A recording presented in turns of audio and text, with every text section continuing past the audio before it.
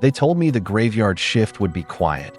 Just me, a register, and the buzz of a flickering overhead light. But at this gas station tucked between miles of Louisiana swampland, silence doesn't mean safety. The customers don't all drive cars, some crawl out of the woods. And every night, I follow a list of handwritten rules pinned behind the counter.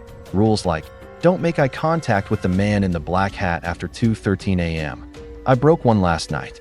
Now I don't know what's watching me from Pump 7, but it hasn't moved for hours.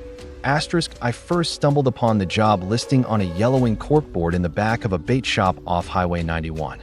Scribbled in marker beneath an ad for live gator removal and a faded "Have you seen me?" Poster was a simple note: graveyard shift, cashier remote station. $22 per hour, housing included. No questions. Apply in person only. Tell them Jack sent you. I was broke. Fresh off a soured apprenticeship in Baton Rouge, sleeping in the back seat of my Ford with a cracked windshield and 2 flat tires. So I went. I followed the dirt roads for nearly an hour before the pines thinned out and I saw it. A dusty Exxon sign glowing faint red, like a bleeding moon in fog. The gas station looked half abandoned. Weeds twisted through cracks in the lot. One ancient pump stood crooked, the other wrapped in caution tape. And the convenience store? It had no name, just a single blinking neon word: open. Inside, the air smelled of diesel, old beef jerky, and mildew. A yellowed ceiling fan creaked slowly above. Then I met Miss Carol. She looked like she'd been carved out of wax and forgotten in the sun. Bright red lipstick, a silver bouffant wig, and the sharpest eyes I've ever seen. You the one Jack sent? She asked without looking up from her crossword. Yes, ma'am, I replied. She slid a paper across the counter. No W-2, no ID check. Just a crumpled one-page document labeled in bold, black marker. Rules for the graveyard shift. Follow these or you won't make it to dawn. The rules: keep the outside lights on at all times. If one goes out, replace the bulb immediately. At 1:11 a.m., turn off the security monitors for 66 seconds. Do not look at the screens during this time. If someone comes in wearing a wet Civil War uniform, serve them a black coffee. Nothing else. No eye contact. No questions. Pump 7 doesn't work. If someone tries to use it, lock the doors. Don't let the fridge door stay open for longer than 8 seconds. Ever. At 3:33 a.m., a man in a black hat may appear at the ice machine. He will ask you a question. Answer, I don't know. Every time. Whatever happens. Never leave the store between 2 o'clock and 4:00 a.m. I laughed. I shouldn't have. Miss Carol looked at me for the first time. Her pupils were so dark they barely reflected light. You follow the rules, she said flatly, or you'll be nothing but skin hanging on a gator's jaw come morning. She handed me a brass key. There's a trailer out back. That's yours. Rent's covered. First shift starts tonight. I should have run. Midnight. First shift at 11:58 p.m. Miss Carol clocked out and drove off in her rusted Cadillac without another word. I stood alone in the flickering fluorescent hum of the station, reading the rules again and again. I figured it was some twisted local joke. BY 12:17 a.m. I was bored out of my mind. No customers, just the occasional croak of bullfrogs outside. Then the outside lights flickered. Just once. A sputter, like a dying heartbeat. Then steady again. Keep the outside lights on. I grabbed a bulb from under the counter just in case and peered through the window. That's when I saw something move at Pump 7. It wasn't AC, AR.it was a figure. Tall. Still. Wearing something that looked like dark fabric soaked in water, glistening under the dim floodlight. A long coat. Maybe a uniform. His face was turned away, but I could hear something. A kind of watery sloshing sound. As if something were dripping from him. I checked the time. 1:10 a.m. Turn off the security monitors at 1:11 a.m. for 66 seconds. My heart raced. Was this part of it? Some twisted prank? I glanced up at the monitor screen above the register, and there he was, standing in every camera. At every angle, no movement. Just there. The second the clock hit 1:11, I yanked the power to the system. The screens went black. 66 seconds later, when I turned them back on, he was gone. No car. No wet footprints. Just static on camera 3, which showed Pump 7.2:46 a.m. The fridge eye almost made it through the rest of the shift without incident. One old trucker came in, bought sunflower seeds and a tall boy, and said nothing. Then, as I reached to restock the drinks fridge, the door swung open too wide. My phone buzzed with an alarm I didn't set. Fridge door timer. 8 seconds that I slammed it shut and heard something growl from inside. Not a normal growl. A low, vibrating sound that made my stomach twist. The cans on the shelves shook slightly, and a handprint appeared in the condensation on the inside of the glass. 5 long fingers from the inside that I locked the fridge at 3:33 a.m. The man in the black hat arrived. The outside floodlights dimmed just slightly, like someone was holding their breath. And then I saw him. He didn't walk up the road. He didn't emerge from the swamp. He just appeared. The man in the black hat, his wide-brimmed hat cast a shadow over most of his face. His coat hung down to his boots, long, dusty, and too still, like it hadn't moved with the breeze in years. His boots thudded softly against the cement as he moved toward the ice machine on the far left of the station. Next to pump 2. I remembered the rule. At 3:33 a.m., a man in a black hat may appear at the ice machine. He will ask you a question. Answer, I don't know. Every time. He didn't knock. He didn't even look up at the cameras. But somehow, I could feel him watching me from outside. I stayed behind the counter and waited. My heart pounded like I'd swallowed a drum. At exactly 3 hours, 33 minutes, and 33 seconds, the store phone rang. I jumped. IT rang 3 times. That I picked it up slowly, almost trembling. What's your real name? The voice asked on the other end. Deep, gravelly, too low to be natural. My throat clenched. I didn't breathe. And then I whispered, I don't know. The line clicked dead. Outside, the man tipped his hat slowly and disappeared, like a candle snuffed out by wind. 1 second he was there. The next, gone. I didn't sleep when I got back to the trailer. I just stared at the rules tape too. The wall, daylight deception. When the sun came up, everything looked normal. The pumps, the lights, even the fridge door, now tightly sealed, like nothing had ever tried to claw its way out. That I confronted Miss Carol the moment she returned at noon. What the hell is going on at this place? She lit a menthol cigarette with hands that didn't shake. You made it through the first night. That's more than the last 3 did. I blinked. What happened to them? One didn't answer the man in the hat. Another opened the fridge door too long. Third left the store after 2 a.m. She pointed at the backlit. That's why we don't mow the grass near the east fence. Too many bones. I thought she was joking until I walked back there myself. The soil didn't grow grass, just rot, and a smell like rust and old teeth. Second shift. New rule, new visitor. That night, I brought coffee. A full thermos. Double shot. I wasn't going to blink. At 12:32 a.m., the front door creaked open. The bell didn't chime. The man who stepped in wore a soaking wet Confederate uniform. Gray, mud-caked, his hair plastered to his forehead, eyes cloudy with cataracts, and something else. A faint gurgling sound came from his throat, like lungs full of swamp water. That I didn't wait for him to speak. I remembered the rule. If someone comes in wearing a wet Civil War uniform, serve them a black coffee. Nothing else. No eye contact. No questions. I grabbed the nearest styrofoam cup, poured him black coffee, and slid it across the counter. He never blinked. That he reached out with a pale, swollen hand, took the cup, and then let out a wet sigh. He turned around. His boots squished with each step. The door opened by itself, and then he was gone. Only thing left behind? Muddy boot prints, and the coffee cup, untouched, filled with dead beetles. The lurker behind the icebox. 1:11 a.m. came and went again. This time, I didn't hesitate. I shut the monitors off like clockwork. But this time, when I turned them back on, camera 6 was offline. That was the camera facing the rear ice box, right behind the station, next to the old propane tank. That I took a breath and flicked the monitor over to live feed from camera 7, which covered the back lot. And that's when I saw it. A hand long. Bony, not human. It reached around the side of the icebox and started dragging something toward the swamp. Something wrapped in red fabric. Something the size of a person. I grabbed the walkie-talkie that Miss Carol said, only use in emergency, and radioed. Her, there's something out back. It's dragging something human-sized. She didn't answer. The walkie buzzed with static. Then a voice came through. But it wasn't Carol. It was a child's voice. Do you want to come see what's behind the freezer? No, The rule I almost broke at exactly 2:02 a.m. Someone knocked on the glass door. I turned. Nobody was there. Another knock. Louder. I leaned slightly toward the window and saw a reflection I shouldn't have seen. Me, standing outside, knocking to come in. Except I was still behind the counter. Rule 7 screamed in my head. Whatever happens, never leave the store between 2 o'clock and 4 a.m.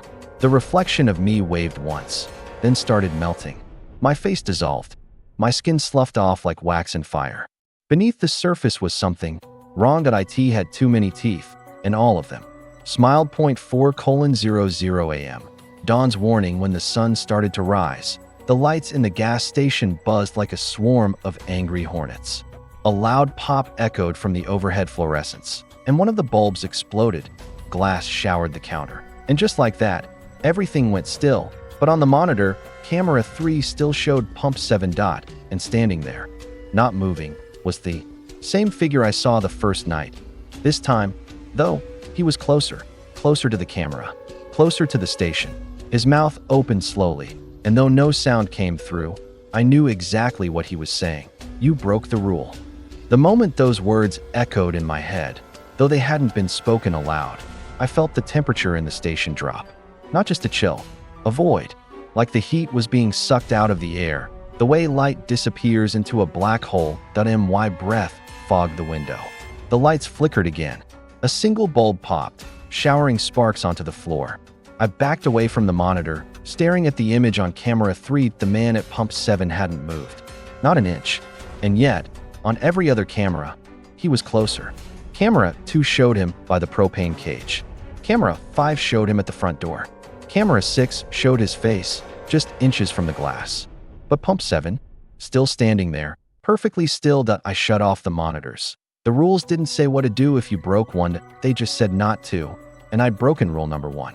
I let the lights go out. The darkness crawls. I grabbed the flashlight from under the counter, cheap, rusted, the kind of plastic that felt hollow, and made my way to the back storage room where the breakers were.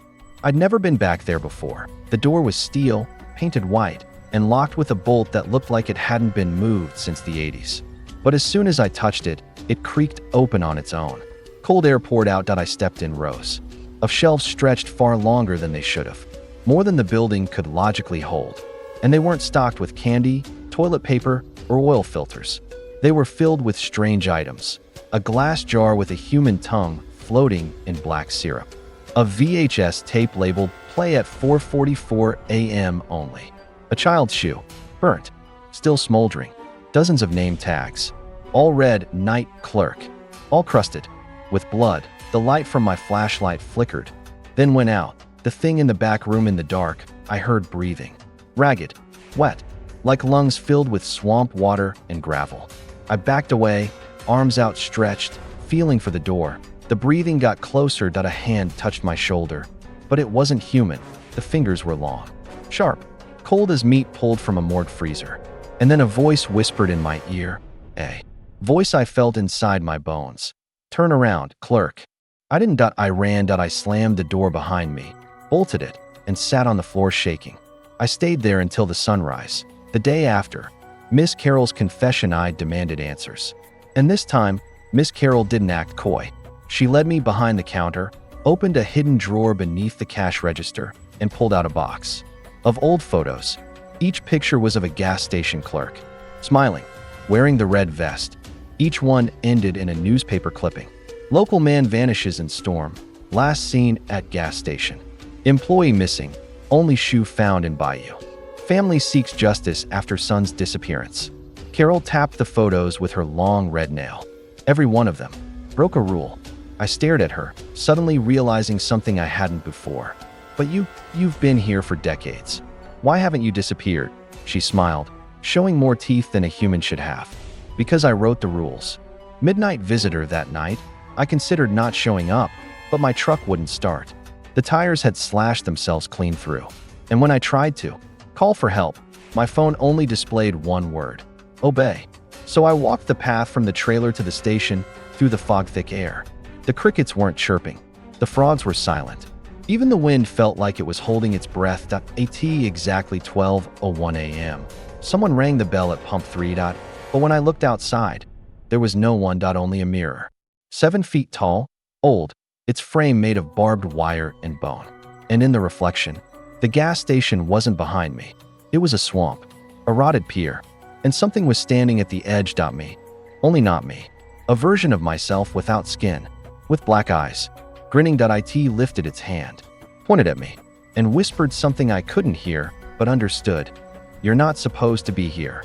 The alarm at 2:59 a.m. The alarm went off on its own. The loudest, shrillest sound you can imagine. Like 1,000 sirens wailing through your skull. I rushed to the door, looked outside. A crowd had gathered, maybe 20 people, maybe 100, all standing on the far edge of the lot, not moving, not speaking, just staring. Each one held something, tools, weapons, torches, but their faces, they were the faces from the photos. Every previous clerk, dead eyes, burnt skin, torn uniforms, they all pointed in unison toward Pump 7. And standing there was the figure, the tall one. The one that never moved, except now, he was walking. The chase. He stepped slowly toward the station. 1 foot, then another. The others followed, silently.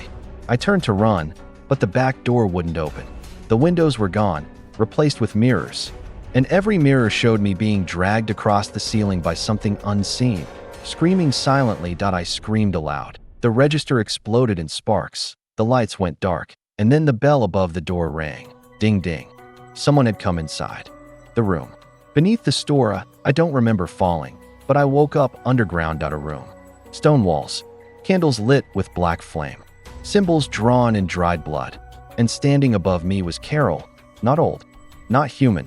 Her face was flawless now, eyes glowing, yellow, mouth too wide, tongue split down the middle like a snake's. Every clerk is an offering, she said. Every rule is a ritual. Every night is a sealing of the veil. I tried to run, but the floor moved.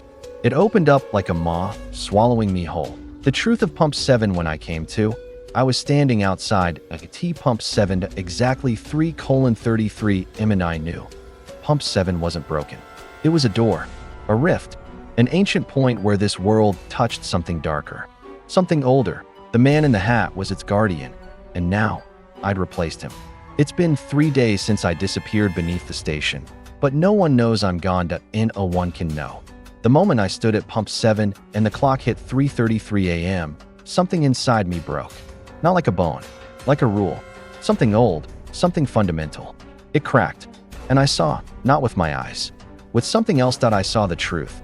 This station is not a building. It's a threshold. The other side. I don't know how long I stood outside Pump 7. The gas station behind me buzzed faintly, but the world around it had changed. No trees, no swamp, just ash, black dust falling from a red sky, and shapes, towering silhouettes in the distance, bent and wrong, like spider limbs sewn onto wolves. I turned slowly.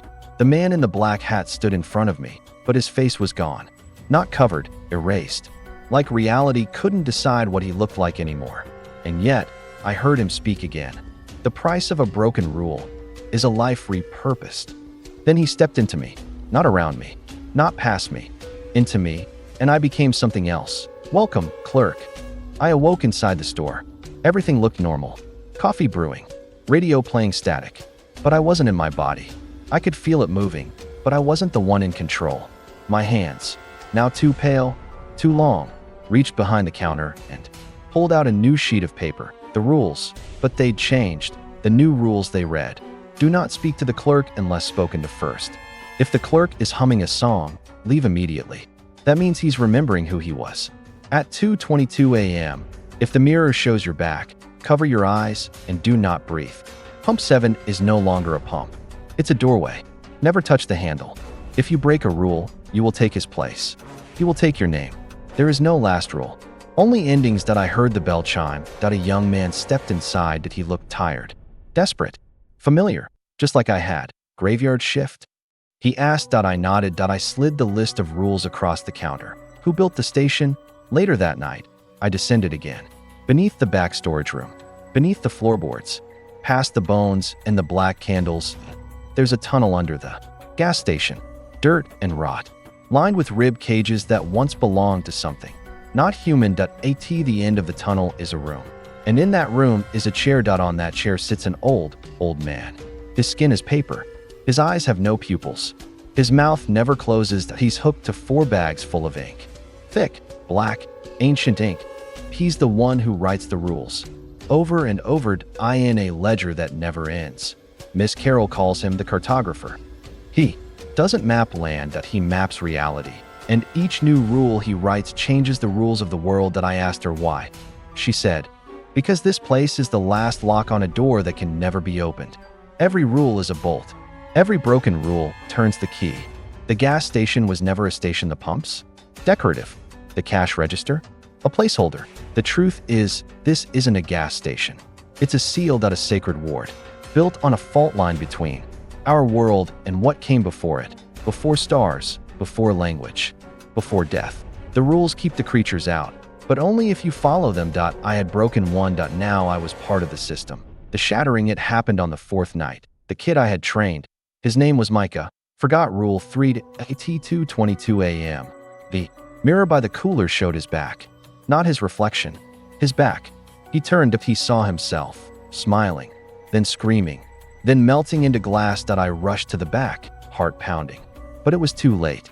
The cooler mirror had shattered, and Micah was gone. In his place, a new rule, written in blood on the floor. Rule 7. If a clerk disappears, do not call for help. Help will hear you. And help is hungry. I erased it. But the ink kept returning. The customers who aren't customers each night. They come. Some by car, some by crawling, some just appear. There was a woman once, dressed in 1950s diner clothes, who came in humming Mr. Sandman, with blood trailing behind her. She bought a pack of bubblegum and whispered, "Tell him I remember the milk teeth." I didn't know what that meant, but when she left, the air smelled like formaldehyde, and the security footage showed her floating 3 feet above the ground. The truth about Carol, I confronted her again. You said you wrote the rules, that you survived by obeying them. But you're not just surviving, you're feeding. She didn't deny it. I am the caretaker, and the jailer, and sometimes the bait. She looked at me with eyes that burned like cigarette tips. Someone has to tend to roots. The station grows from them. It must be fed. And clerks, they make excellent fertilizer. I tried to leave that night. The doors opened into the trailer, the bathroom, the back storage, and even my own memories, but not the outside. Final rule tonight is different. The rules changed again. And there's only one now. Close the door. Behind you. I don't know what it means, but the bell hasn't stopped ringing. Someone keeps coming in again and again, but it's always the same person. Me, bleeding, crying, screaming, begging, and then a voice says, "You broke the rule. Now, you are the rule." I look in the mirror behind the counter, and I'm not there. Last entry: if you find this tape, that if you read this transcript, if you ever come across a gas station just past the Bayou off Route 91, glowing faint red beneath a moss-covered Exxon sign, don't stop. Don't enter. Don't look at pump 7. There are strange rules to follow, but some rules don't keep you safe. Some rules are there to keep you in. Asterisk. I haven't seen the sun in 7 days, or maybe it's been 7 years. Time doesn't work right in this place. Not anymore. It leaks like gasoline from a rusted can, slipping into corners, soaking into wood, warping the world around me until every clock lies and every mirror shows tomorrow. I used to think this was a gas station. I used to think I had a name. But now, I don't know where I end and the station begins. Video cassette tape number 999. Date unknown. There's a box behind the cooler labeled "Break in case of awakening." I never dared open it until tonight. Inside were 20 VHS tapes, each one labeled in thick red marker. Clerk tape, followed by a number. I found mine. Hashtag 999. I played it on the dusty CRT in the break room, the one with the frayed cord and the static that hums like chanting. The footage showed me, standing behind the counter, smiling blankly, watching the door. The timestamp blinked. 3:33 a.m. over and over, different nights. Same pose, same fake smile, but each version of me looked a little less human, less alive. By the last frame, my eyes were gone, just black voids. Scroll the forgotten rules. There are rules the paper doesn't show you. Rules they don't want you to know until it's too late. Rules that aren't written but whispered in dreams and carved into the linoleum with fingernails that I've collected them. I don't know what they mean yet, but they came to me one night, one long night, when the world outside stopped moving and the only sound was the ticking of something deep beneath the floor. Do not answer the knock on the freezer at 4:44 a.m. When the flies stop buzzing, someone new has arrived. If the gumball machine gives you teeth, don't chew. You were never hired. You were chosen. You're not protecting the world from the station. You're protecting the station from the world. And the last one was written in handwriting that looked like mine. You are not the clerk. You are the door. Fire the burned clerk. He appeared last night. Burned head to toe. Blackened. Skin fused to fabric. Couldn't speak. Just gurgled. I found his badge melted to his chest. Michael. Night clerk, the same name I saw in one of the old Polaroids behind the counter. He pointed to the rule sheet, then scratched something onto the counter with a shard of mirror. Rewrite. Me. When I blinked, he was gone. But the counter had changed. It now read, Rule number 1. Serve until replaced. Hold a man who dug too deep. There's a trapdoor beneath the rug in aisle 3. I never noticed it before, but it's always been there, covered in dirt and blood and mold. I opened it last night. Inside was a tunnel. Long, narrow, damp, lit by nothing but a flickering glow that didn't come from any light I've seen. That I walked for what felt like hours. Eventually, I came to a room made of black stone. Smooth, seamless. The walls pulsed like a heartbeat. In the center sat a chair, and in that chair was a man, long dead or asleep. His chest rose every 60 seconds. He breathed like the world depended on it. In his hand, a pen, hovering over a rulebook that had no end. And next to it, a blank page with my name on it. Open book. Carol's last letter. Carol disappeared 2 days ago. She didn't leave a note. Just a typewritten page in the register drawer. To the next clerk, this place was never built. It was born, birthed from a wound, in the fabric of what we call real. The station is not a building. It is a ritual, a cage, a gate. The rules aren't just for safety. They're the only thing holding the door shut. Every customer, every ghost, every echo of yourself that walks through that door is a piece of what's on the other side. I stayed as long as I could. I followed every rule. But eventually, we all forget one. Don't break them. Don't become them. And when the time comes, do what I couldn't. Close it. See, they watch through you. I don't dream anymore. But they do. Through me, when I sleep, or whatever version of sleep this is, I see things that haven't happened yet. People I've never met. Places I'll never go. They're watching. The world through me. A little girl in Missouri looks into her bathroom mirror and sees the gas station behind her. A man in a London apartment wakes up to find pump 7 on his ceiling. A woman screams at a Waffle House at 2:14 a.m. Her receipt is printed with my name. The station is spreading. The cracks are forming. Fuel pump. The customers multiply. Last night, they all came back. The Civil War soldier. The man in the black hat. The skinless version of me. The family of 7 with their faces missing. The dog with human eyes. Carol. They stood outside the glass, waiting, watching, and then the gas pumps turned on. All of them, without a car in sight. I heard 1,000 overlapping voices scream. The door is opening. Skull. The final rule tonight. A new rule appeared behind the counter, written in something too dark to be blood. If you're reading this, it's already too late. The final shift has begun. And beneath it, scribbled hastily, Pump 7 is not a door anymore. It's a mouth. The end? I've been writing this down for hours. Or days. I don't know anymore. But I need someone to see this. If you ever find this place. If the road bends wrong. If your GPS reroutes through the fog. If you see an Exxon sign flickering faint red off a Bayou highway that isn't on any map, don't stop. Don't look. Don't ask. Keep driving. Because the graveyard shift doesn't end. Not ever. Not really. Final transmission. Log entry 1000. Doors open. 3:33 a.m. Pump 7. Breathing. Rules. Obsolete. Clerk. Absorbed. Gasoline. Unnecessary. Reality. Compromised. Replacement. Selected. No entry. The station is now online. Welcome, new clerk. The rules will come to you in dreams. And when the lights flicker, don't blink.